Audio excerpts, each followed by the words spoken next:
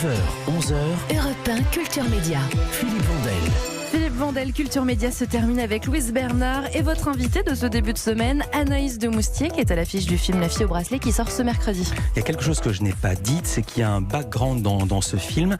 Il y a une description de la sexualité des ados qui fait quand même un peu froid dans le dos. Oui, c'est effectivement le film est l'occasion de faire aussi le portrait d'une génération. Ouais. Et c'est vrai que le point de vue du metteur en scène, donc qui est mon grand frère Stéphane, c'est aussi de scruter une jeunesse qui lui échappe, voilà, qu'il ne connaît pas, qui est comme un mystère pour lui et pour nous tous. Donc effectivement une jeunesse avec l'arrivée des réseaux sociaux qui a une sexualité peut-être plus libre que ce qu'on imagine, et le père dans le film, qui est interprété par Roche Dizem, découvre à l'aune de ce procès tout un pan de la vie de sa fille qui lui échappe et qui le surprend et qui l'étonne. Ben moi j'ai découvert un pan de la vie des ados qui m'échappait complètement. Ouais. Je ne savais pas, j'en étais resté à Love in Fun tard le soir. Ouais. Mais maintenant je ne savais pas que ça se passait comme ça et qu'on pouvait faire des fellations comme ça pour faire un jeu avec un pari avec sa copine.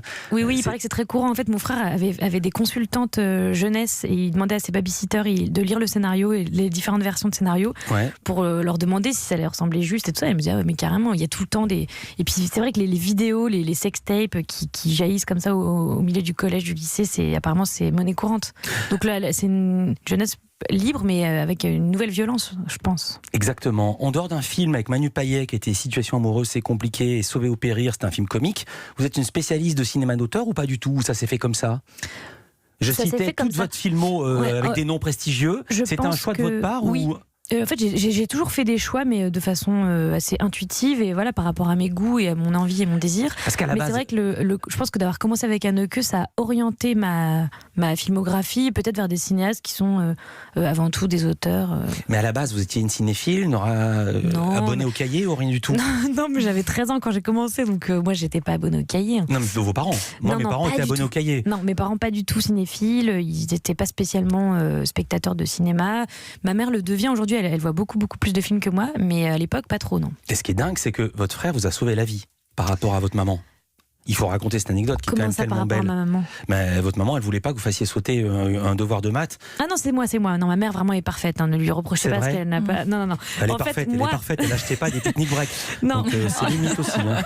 Non, en fait, je devais passer les essais pour Haneke, Ouais. et j'avais un devoir de maths le jour du casting, et comme moi j'étais très bonne élève et très sérieuse, c'est moi en fait qui voulais pas. Et je disais non, mais je vais pas y aller parce qu'il y a ce devoir de maths très important et tout. Et c'est mon frère qui lui connaissait un peu plus le cinéma que mes parents, qui a entendu parler de ses essais pour Haneke et qui a dit non, mais elle y va, il faut qu'elle y aille quoi qu'il arrive. Donc il m'a sauvé la vie, puisque ce film, c'est vrai, a changé beaucoup de choses pour moi et a fait naître mon désir de cinéma. Vous avez quel âge à Cannes quand vous allez à la Projo qui se fait siffler? 14 ans, je pense. Ouais, 14. Et vous le vivez comment? Vous dites on est chez les dingues, vous Ouais. prenez ça comme un concert punk? Non, je me dis, on essaie les dingues, je comprends pas du tout le principe de hurler dans la salle alors qu'on est à Cannes. Je me dis que c'est quand même le temple du cinéma, donc je comprends pas. Et en fait, on m'a expliqué de façon très pédagogique que voilà, le film était controversé, que c'était aussi le plaisir d'Haneke de faire un film qui plaît pas à tout le monde, et que les gens à Cannes peuvent manifester leur mécontentement ou leur soutien, parce qu'il y avait aussi des gens qui du coup se levaient, applaudissaient en réponse à ceux qui sifflaient. Enfin, c'était incroyable comme projection. En parlant de controverse, vous allez aller à la cérémonie des Césars?